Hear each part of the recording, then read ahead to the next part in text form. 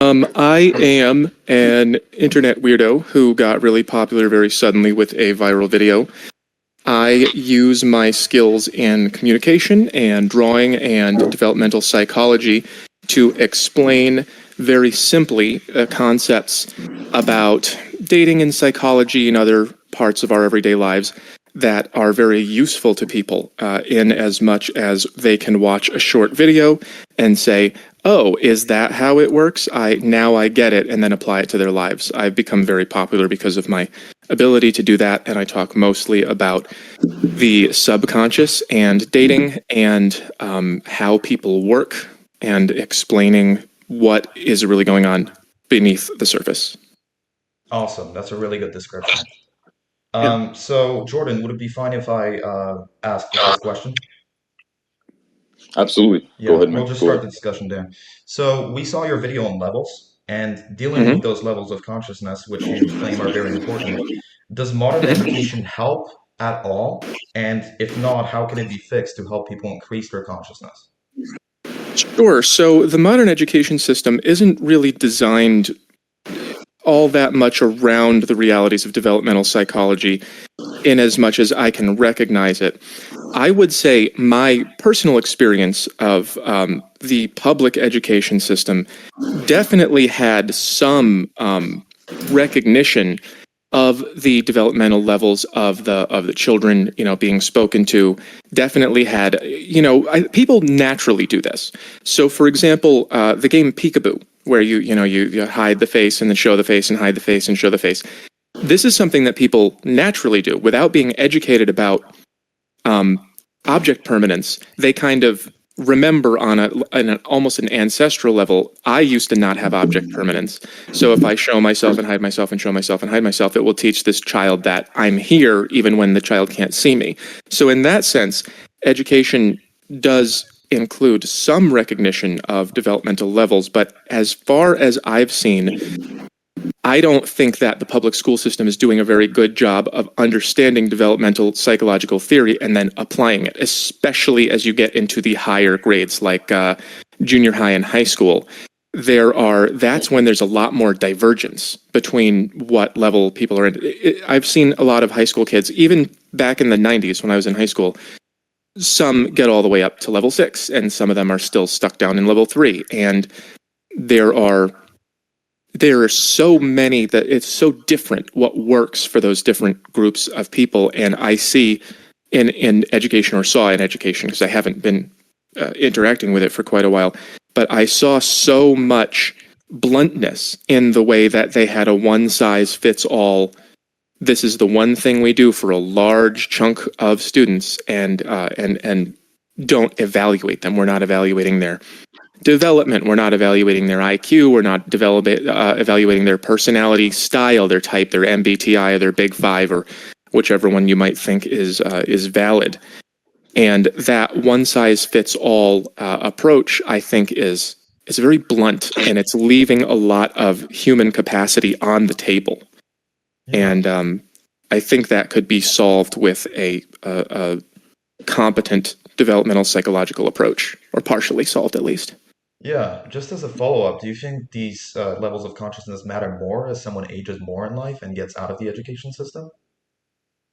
Um, it's hard to answer the question, does it matter more? Um, I think that your level of development matters in as much as where you are placed in life.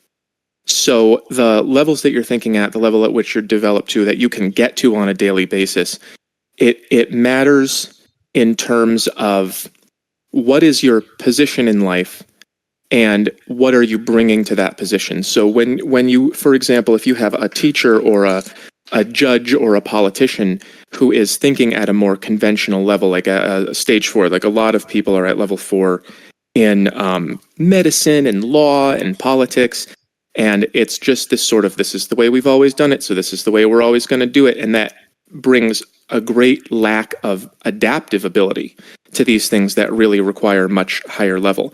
So it's not age as much as it is what position is a person in. More important in higher level positions demand a higher level of consciousness, or else they're going to be unable to face the challenges of modern life and of postmodern life and whatever is next. So to answer the question in the most direct way possible, recognizing development is good for moving development along. And that happens more in young life. Like, we all know, we've all heard by the time you're 25, your brain is frozen or whatever, you're done becoming who you're going to be. So how much you get pushed towards growth in the beginning part of your life is what gets the ball rolling. And I believe, this is why this question is so hard to answer, because I believe I had some teachers and I was in some programs that definitely got the ball rolling for me. And by the time I was 16 years old, I already found change to be an important thing. And I think I viewed that as common at the time because, I was still in a stage where I thought my experience is probably similar to everyone else's experience.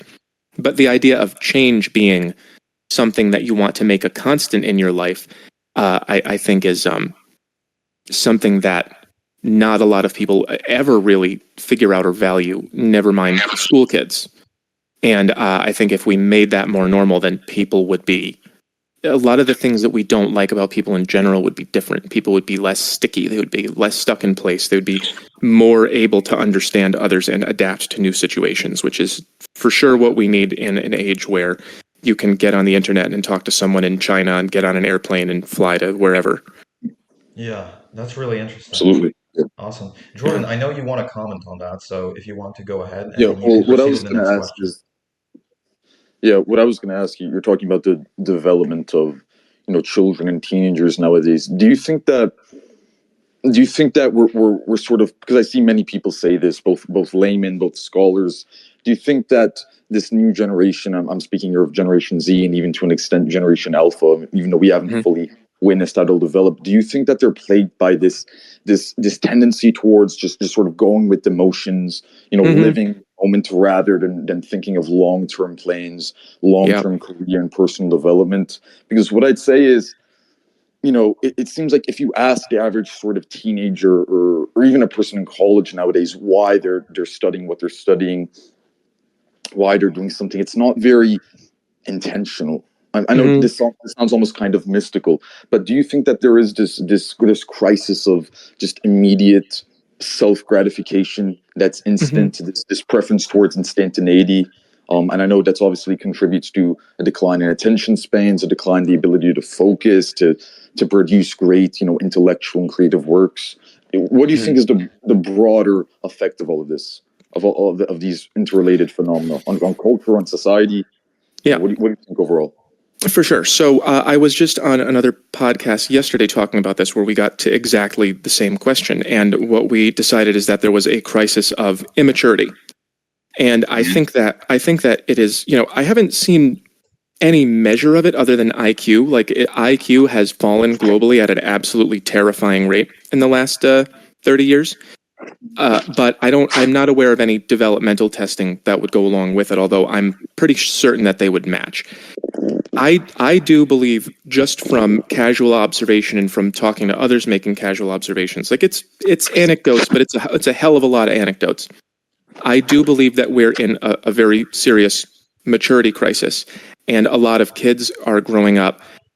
When I was a kid, my grandparents would say the TV rots your brain because they saw people before television, and people were thoughtful and patient and reasonable, and then they saw people after television, and people just wanted immediate gratification, and they just repeated things that they heard on TV, and they said, "Oh, the TV makes you stupid and crazy."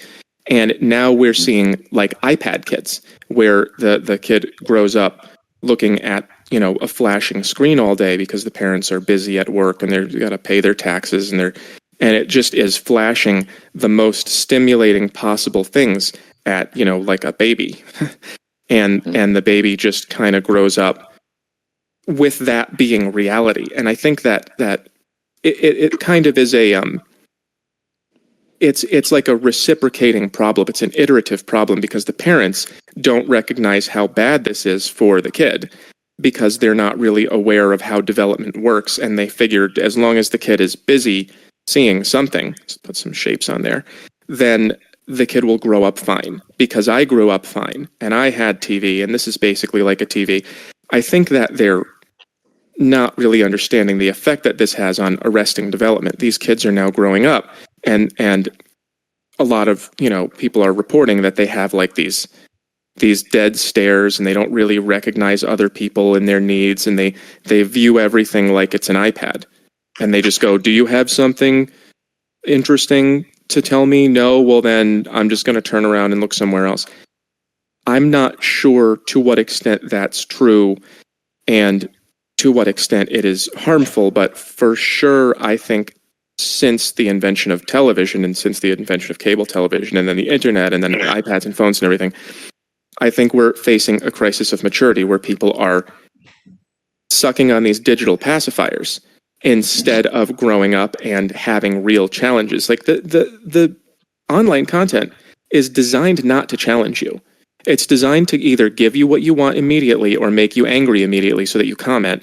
And people are just stuck in these reaction cycles, which I might be able to pull that one up. They're stuck in these immediate reaction cycles where you see a thing and then you react to the thing and then you're either satisfied or you're uncomfortable, and so you just move on. There we go. That's the 1, 2, 3. The see the thing, man bad, and then look for where man bad in life and then act on it. Yell at man and then back to the phone. And it's just nobody ever gets up to this point where it's like, should I be like that? Is this a good way to live? So I do think that there's been, a proliferation of culture and technology that have been discouraging people from developing appropriately. And I would love to see formal testing on it. Interesting. Then, well, to follow up to that question, that was a very, very insightful response. To be a bit more maybe conspiratorial about this, do you think that this could at all be the result of an intentional push? For sure. Could this actually be? Has this happened on accident? Is a sort of accidental byproduct of capitalist growth and technological progress, or do you think that perhaps there are actually very powerful people, elites, the corporations that run these entertainment companies like Netflix and Instagram and TikTok and all of these powerful people? Yeah. Do you think that they could be pushing this on purpose to essentially to placate and sedate the population? Yeah, absolutely. So there are people who are allergic to that word conspiracy, and if you say it's a conspiracy, they shut their brains right off and they say there could never be any such thing as a conspiracy. The reality is that everything is a conspiracy. Everything. You go to the grocery store, there's been a conspiracy to put those products in front of you. You go to the courthouse, there was a conspiracy to write the laws that govern your life. Like everything is a conspiracy. So when we are talking about conspiracy, we have to differentiate between, there's like this cartoonish version of a man in a like a robe, like this character, with the dark eyes and the under the hood, and they're all in rooms with wands doing magic spells. I'm not necessarily sure that it's those people doing it, but for certain, there are people who understand the effects of the technology on people, and it's like in Fight Club. They say that they have the cars. The guy works for an insurance adjuster or something, and if they make a car that has a defect and the defect is killing people, they multiply the car exploding. What is the cost of a settlement multiplied by how many times will they have to do it? And if that is lower than the cost of the recall, then they don't do one. So they if it costs less to let people die, they let people die. This is in reality how a lot of capitalistic decisions are made. CEOs have to make decisions about whatever, not letting their workers go to the bathroom if that's what makes more profits. People are like Pfizer, I think, is the most sued company of all time because they keep releasing products that kill people. There was just that Ozempic recently. There's been so many weight loss pills that always hurt people. And yet every time they come out with a new weight loss pill, they put it in the commercials and people go, oh, this one must be fine. They take it and they get hurt. Everything is conspiracy. So when we're talking about content, online content, television content, and how it affects people, 100% yes, they have a very advanced understanding of how that works. I mean, I studied it in college. You can take courses on, you can get a PhD in persuasion, and you learn the principles about what to show people, what words do you use, what colors do you use even, and what effect does that have on persuading them. They find out what those things are, then they design them and put them in front of you, and then you think things that you think are your own thoughts, but are actually coming from the hooded robe character there. So yeah, it's a conspiracy. It's 1,000 conspiracies, 1,000,000 conspiracies.